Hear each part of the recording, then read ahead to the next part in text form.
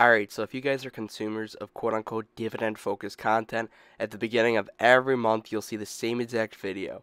3 cheap, undervalued dividend compounders to buy this month. And most of those videos are very repetitive, low quality, and overall don't bring you much value as a viewer. And that's why I've been steering away from those kind of videos, but today I'm going to be trying something different. And I actually tried to make this video title as stupid as possible for you guys to click on it. On this channel, we try to take a different approach to quote-unquote dividend investing. We don't believe that dividends are free money. We don't factor dividends into our investment thesis. Dividends are simply a result of an amazing investment in an amazing business. We buy our companies for the long term. And when I say long term, I mean 20, 30, 40 years at least. We don't sell out of our companies if they're underperforming in the last year or 5 years. Alright, let's get into the video. Hello, I like money. Alright, so on this channel I talk about it continuously, but earnings season, in my opinion, is a great long-term buying opportunity for your highest conviction stocks. Really, you should not be paying attention to quarter-to-quarter earnings. Obviously, it's all entertainment in the short term, but if you have an amazing thesis on a great business long-term, I really don't pay too much attention to it. I already know with a lot of my companies they're going to be fine. They have great management and all the good stuff I like to look for. But there are a few companies this week that I'm going to be paying attention to because it could create some short-term buying opportunities. And we love buying businesses off of short-term fear and sentiment. We won't sell our companies if they're underperforming in the last 5 years or we just don't like them for some reason after we bought them for the long term. So here's some of the companies in my portfolio that I'm really high convicted on that are reporting this week and that I'm actually going to be doing live reactions to. So make sure you subscribe, turn on post notifications for that. That'll be coming out tomorrow for Starbucks at least. Obviously, tomorrow, Starbucks is the big one. It's going to be really interesting to see how they're being impacted with all these quote-unquote boycotts. Obviously, not a lot of people are happy with them sentiment-wise right now. A lot of people are liking to target them because they're the big successful corporation, and their union made a false statement on behalf of the entire company, and they legally had to sue them. But with some of your highest conviction positions, you like to listen to the earnings calls and get an overall feel and the vibe of the company from the CEO. And right now with Starbucks, listening to the last earnings report, their brand is at an all-time high. I'm going to be reacting to Starbucks tomorrow. Really interested to see how China is going for them right now. I'd love another Starbucks dip. I'm seeing some pretty stupid reasons and some pretty short-term reasons of why the stock is actually trading down right now.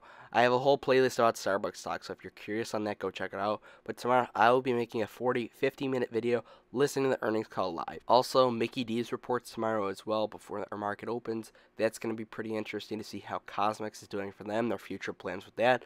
Once again, though, McDonald's is a company that I really don't have to pay attention to quarter to quarter. It's an awesome business, and I don't need to stress whatsoever. A few more holdings in my portfolio also report today and tomorrow as well. Chegg, rest in peace, 3M, and Coca-Cola. So good luck to all of those. Don't own them anymore, but rest in peace. Thank you for your service in the portfolio.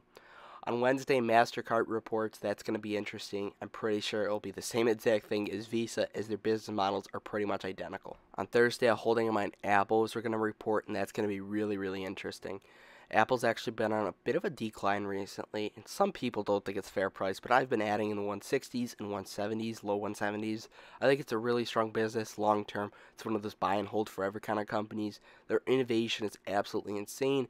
Management is one of the huge parts of my bull thesis on them. I'm going to be curious to see what they're going to do in terms of buybacks, and I also believe they're expecting a dividend increase, but I could be wrong. Let's look at the financials of some of these companies now that I'm looking at. Alright boys, sorry if I look like a potato right now. I'm sick, but either way, being sick is not an excuse to miss out on some of the dips. So some of the big stocks this week that we're going to be watching, Tesla's up 16% today. Wow. All I got to say is wow. That correction will be interesting to watch over time. My SHG should be benefiting off that, though. But a tech company that is not outperforming as of recently, which means it's a sell. We should trim it. That's not what a compound investor does, I thought. Apple stock. I was buying Apple 168, 170 last. I haven't bought in a few weeks. If I got it like below 165 again, I'd be really fired up. Right now, people are really worried about Apple in China. So, I mean, a lot of people are afraid of investing in China. So there could be some good opportunity there long term.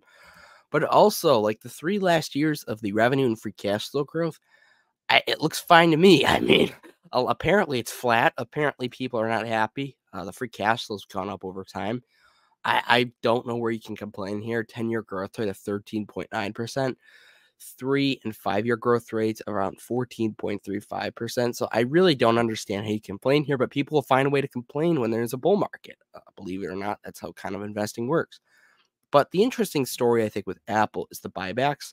Their buybacks have been absolutely awesome. One could make the argument that they're buying back shares at expensive prices, but I think like long term, Buffett was buying Apple at like 150, 160, I believe, last.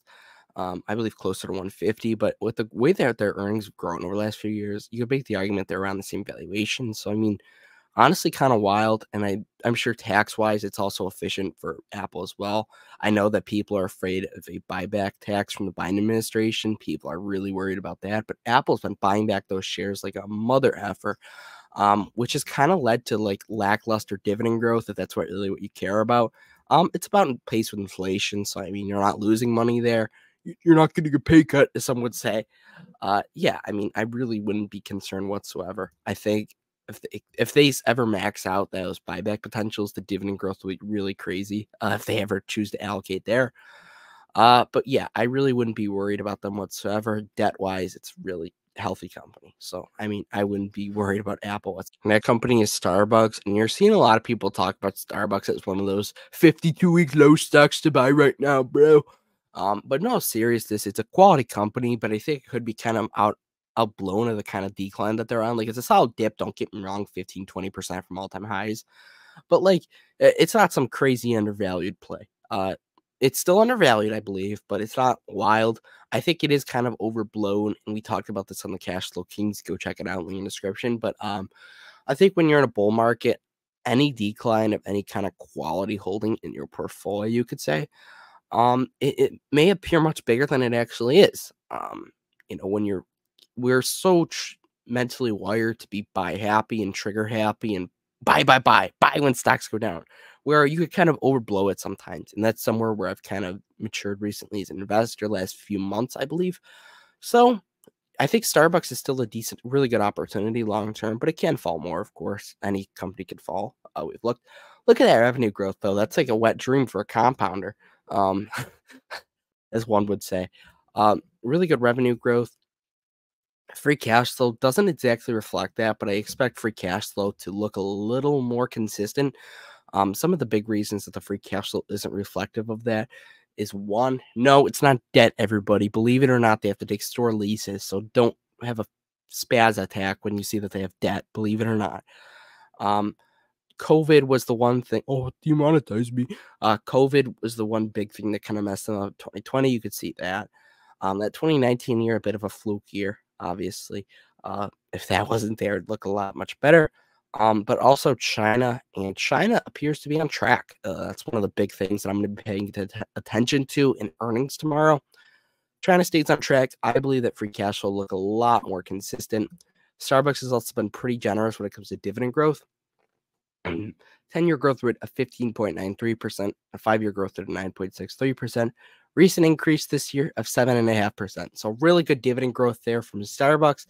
Payout ratio, little high for some people based off of free cash flow at 66%. I obviously expect the free cash flow to increase, so that should decrease, assuming their free cash flow continues growing. When it comes to their EPS, I don't really pay attention to it for accounting reasons. I think free cash flow is better just for based off the business and their financials and the cash flows. But 58% there. So it's not in red flag territory. It's a little high for some people, but what are you going to do? Starbucks also buys back shares, and I'd assume they're going to be buying back even more shares now the stock is on a decline.